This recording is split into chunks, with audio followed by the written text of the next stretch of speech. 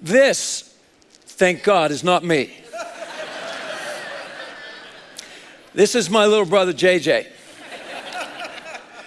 And growing up looking like that is not easy, but life is good.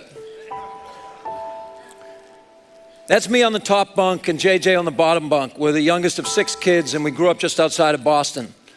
And our dad worked in a machine shop, mom raised the kids. And I understand, like there's all these photographs of our older brothers and sisters. This is like one of 3 photographs of our childhood. So I understand, you get it. They didn't have enough money, they lost the camera, whatever. This is our mom, Joan. Joan was the first powerful optimist in our lives. Almost the entire time growing up, our dad, who wasn't a bad guy, was depressed by any definition. And his depression manifested itself in screaming and yelling at our mother, screaming and yelling at all the kids. And our mother was there to keep the family together. She stayed by my father's side, and she showed us that although we didn't have the money to travel to Disneyland, we could go anywhere in our mind. She unlocked our imagination. When she told us bedtime stories, she didn't just tell us the stories, she acted out the characters. But maybe the most powerful thing our mother did for us was a little ritual at the dinner table. She looked around to her 6 kids, no matter what was happening, and she said, "Tell me something good that happened today." Very simple prompt. Tell me something good that happened today. It's a nice one to use in your company to start your meetings or at your own family's dinner table. Because what happens is you change the energy.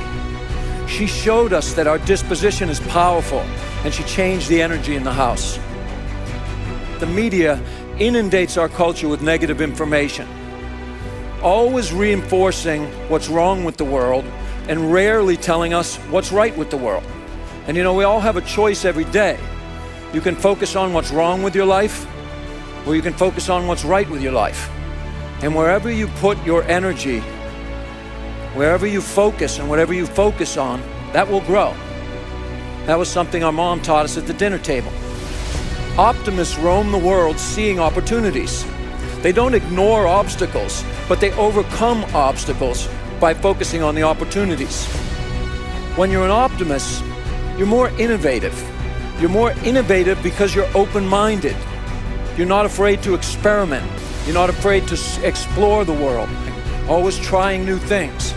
And maybe most importantly, being an optimist is magnetic. Optimism is magnetic.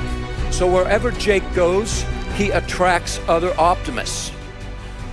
The ones who embraced the idea that life is good the most were the ones who were facing the most adversity. This is a photograph of a little girl named Lindsay Beggett, 11 years old, and she was diagnosed with terminal bone cancer. And the Boston Globe wrote an article about her, and she was wearing a Life is Good hat. And the journalist said, "Do you understand your prognosis?" And she said, "Yes, they don't think I'm going to live longer than a year." And he said, "Do you mind if I ask why you're wearing a hat that says life is good?" 11 years old, you know what she said? Very matter-of-factly, "Because before I was sick, I took my life for granted. But now I want to make sure every day counts." Lindsay Beggett was 11 years old, 17 years ago, and told she was going to live 1 year. I'm going to play you a short video because Lindsay didn't pass away. Hi, my name is Lindsay.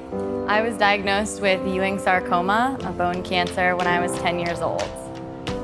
I was going through chemotherapy and lost all of my hair, so a bunch of our family friends donated hats to me. The one that stuck out to me the most was this Life is Good hat. I was diagnosed on Marathon Monday of 1998 and wore it through the following August of 1999. So it's a little bit worn out now, but I keep it as a reminder. It reminded me to be positive and happy and excited, even though I was going through something that was a little bit difficult. What Lindsay showed us is that her optimism enabled her to access courage.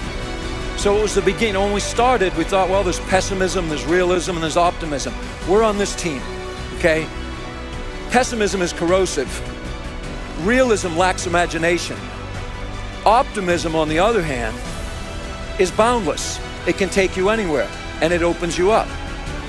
People have a misconception that wealth and material goods will make you happy, but statistics show that they don't. Some people think that that special place in life, being in that special place, if it's off at the beach or up in the mountains, or if you get that promotion, or if you meet that special person, then you're going to be happy, then you're going to be fulfilled. It's not true. The only thing that will enable a happy and fulfilling life is your disposition. So my first piece of advice is that when we were kids, we lived our lives wide open like this. But as we grow older, we're taught to be skeptical. We're taught to be like this. Be an optimist. Be open. Live your life like this. And finally, don't wait. Celebrate. Celebrate every day. Celebrate your journey. Don't wait for that special day when you're on top of the mountain. Celebrate today. Thank you guys very much.